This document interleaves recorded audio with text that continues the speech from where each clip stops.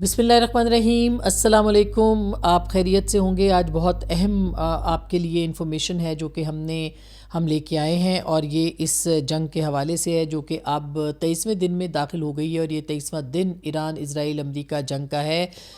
ईद के दिन यानी नौरूज़ के दिन जो 21 मार्च को था, 20 और 21 मार्च की दरमियानी शब और 21 और 22 का दिन जो था, उसमें ईरान ने ताबड़तोड़ इज़राइल के ऊपर हमले किए, और इतने बड़े हमले किए कि जो कहा जा रहा है कि इस वक्त तक के सबसे बड़े हमले थे, और इसने इज़राइल को जो है वो परेशान कर दिया। अब उसके बाद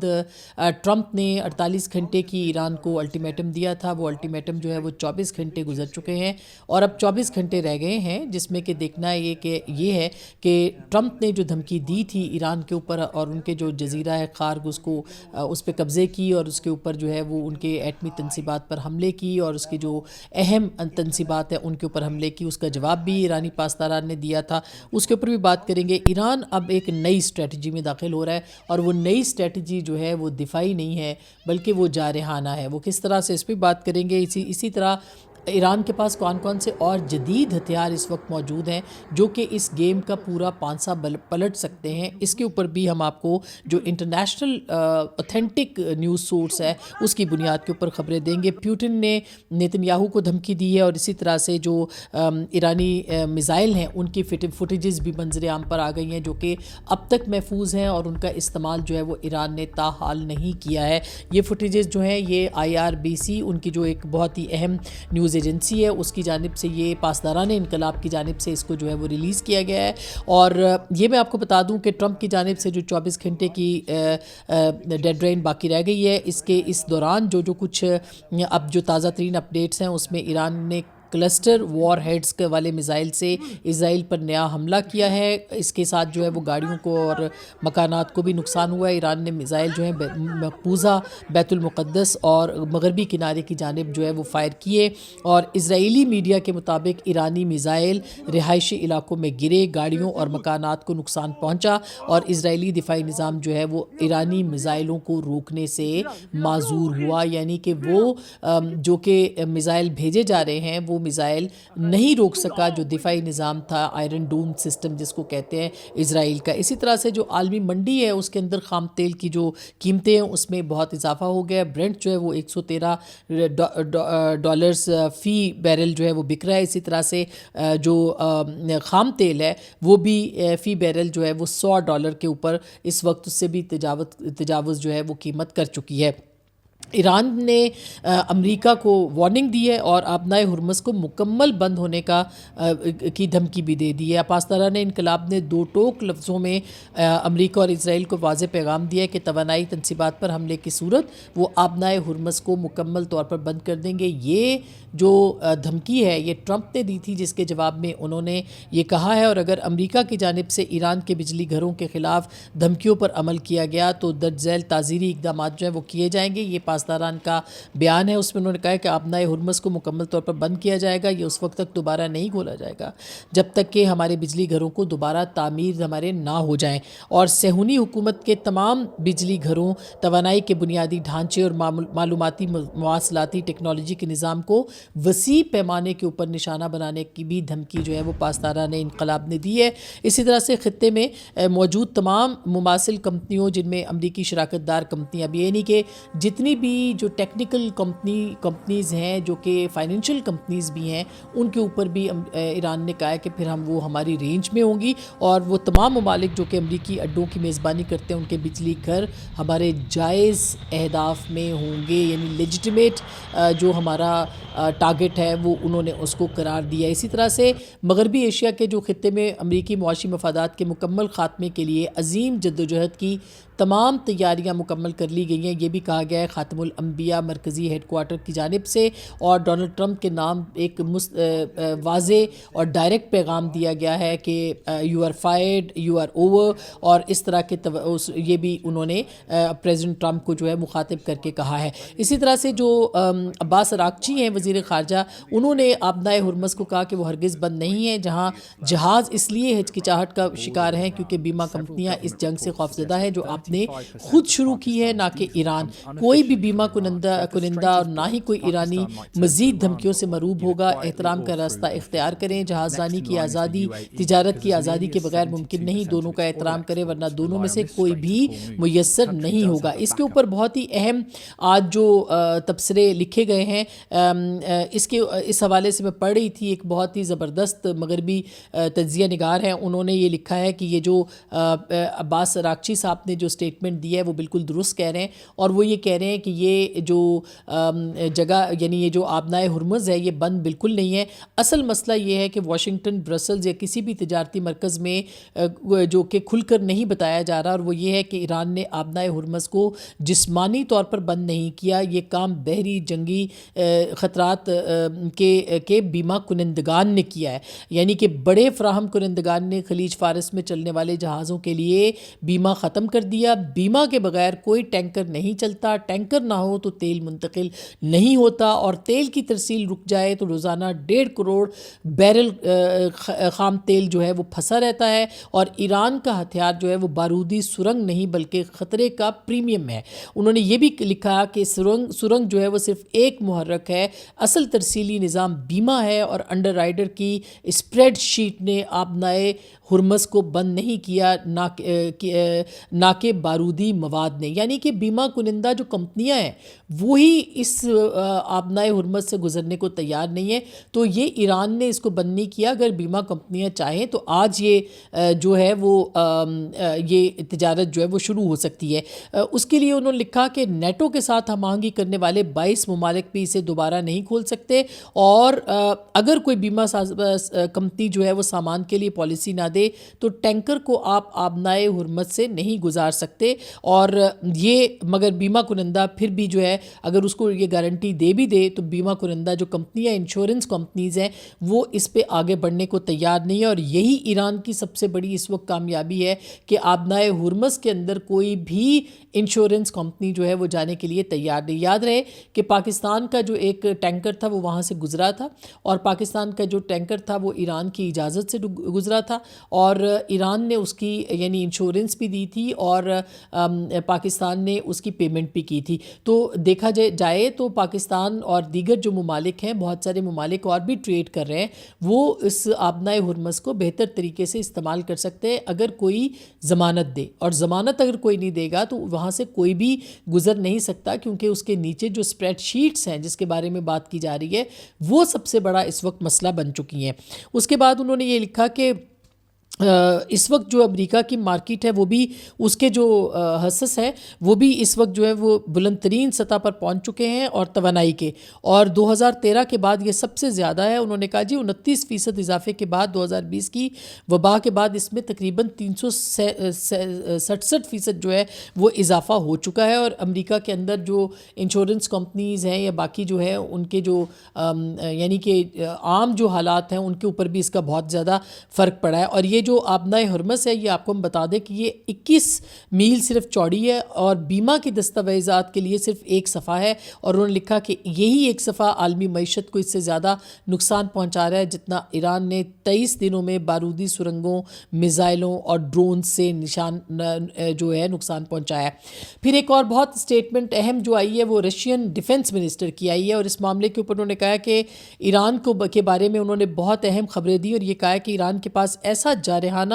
اور میزائل نظام موجود ہے جو امریکہ کے پاس موجود نہیں ہے۔ اس کے پاس انتہائی جدید میزائل ہیں جو ابھی تک خود ایران نے استعمال نہیں کیے، اور ایران کے پاس ایسے میزائلوں کا ذخیرہ موجود ہے جو پورے مشرق وسطیٰ کو تباہ کرنے کی صلاحیت رکھتے ہیں، نہ کہ صرف اسرائیل کو۔ ہم امریکہ اور اسرائیل سے مطالبہ کرتے ہیں کہ فوری طور پر جنگ بند کریں اور ایران کے خلاف فوجی کارروائی کو ناکامی قرار دیں، بصورت دیگر نقصانات اور تباہی کے لیے سب جو ہے وہ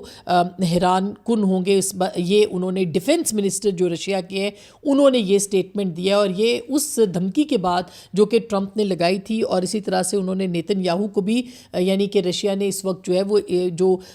کہا جا رہا ہے کہ ایٹمی جنگ شروع کر دیں گے، یا جو تنصیبات ہیں بجلی کی یا جو اہم تنصیبات ایران کی ہیں اس کو نشانہ بنایا جائے گا، اس کے جواب میں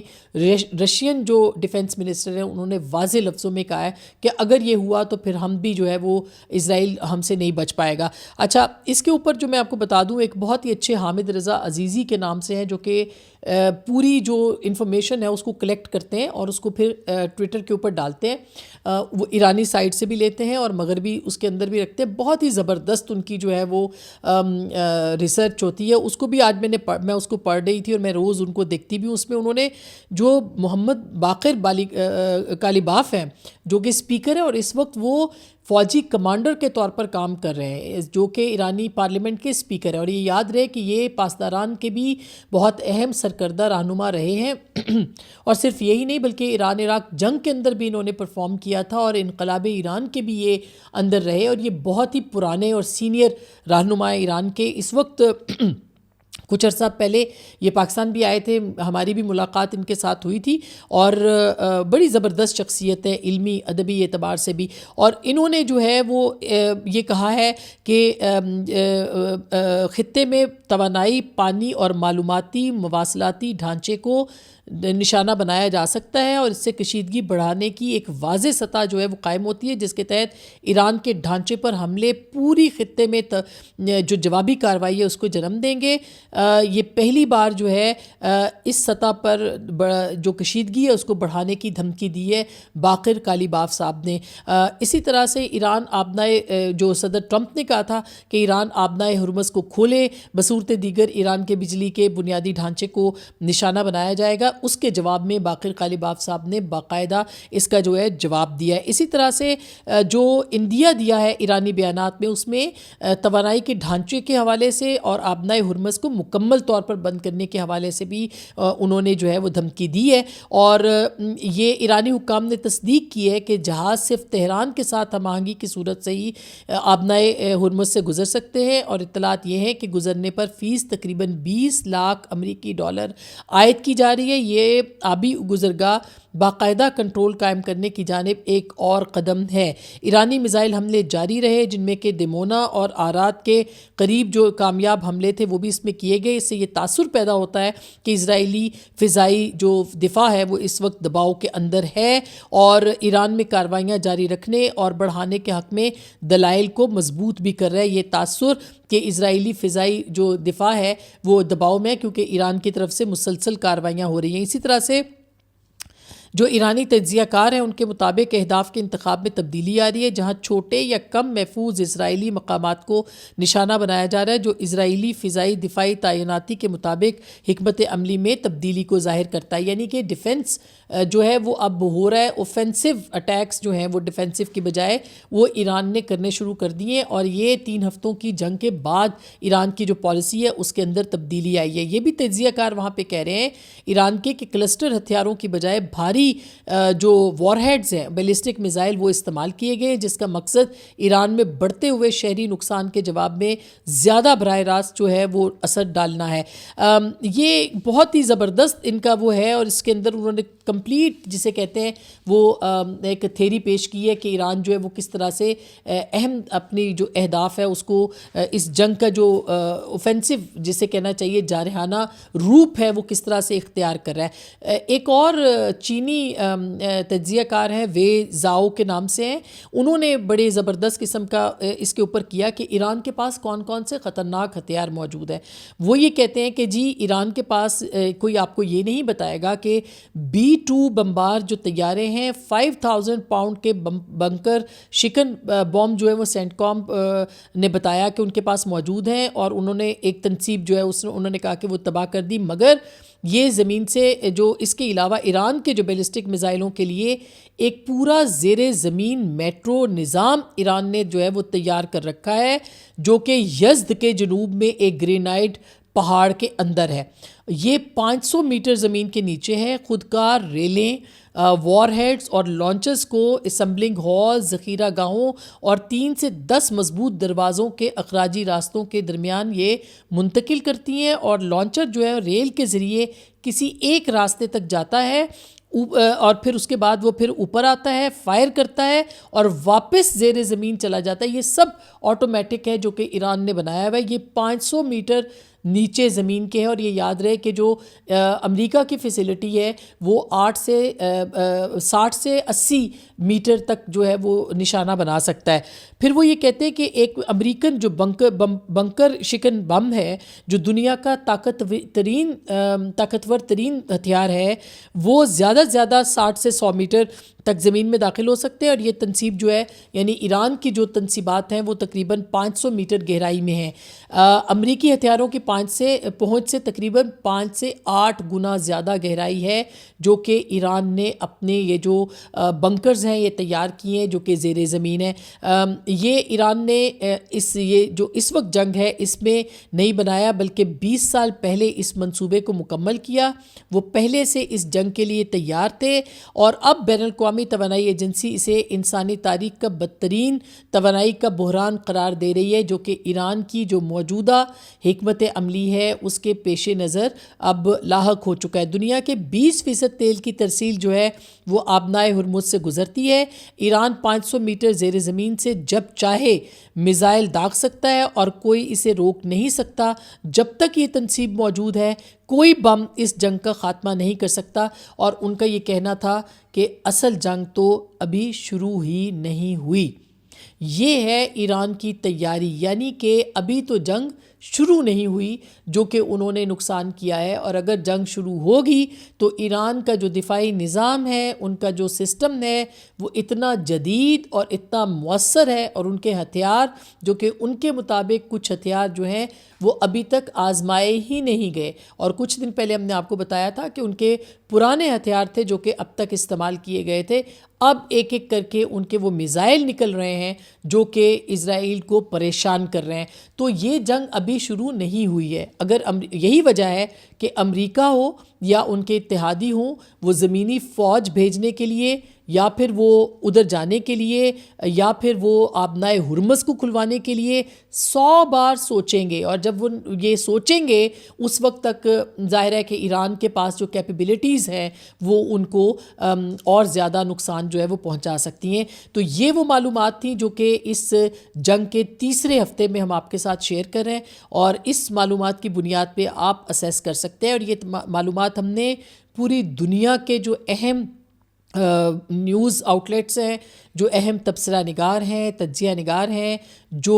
ایرانی ہرگز نہیں ہیں بلکہ زیادہ تر جو ہے وہ مغربی ہیں، یہ ان کو پڑھ کے ہم روز آپ کے لیے آپ کے سامنے یہ معلومات جو ہے وہ پیش کرتے ہیں۔ تو اب تک کے لیے اتنا ہی۔ ہمارا جو ولاگ ہے یہ لائک کریں، سبسکرائب کریں اور اس کو شیئر کریں تاکہ درست معلومات اور اوتھینٹک معلومات اور بہترین معلومات آپ تک مستند پہنچ سکیں۔ اپنا خیال رکھیے گا۔ اللہ نے کے بعد۔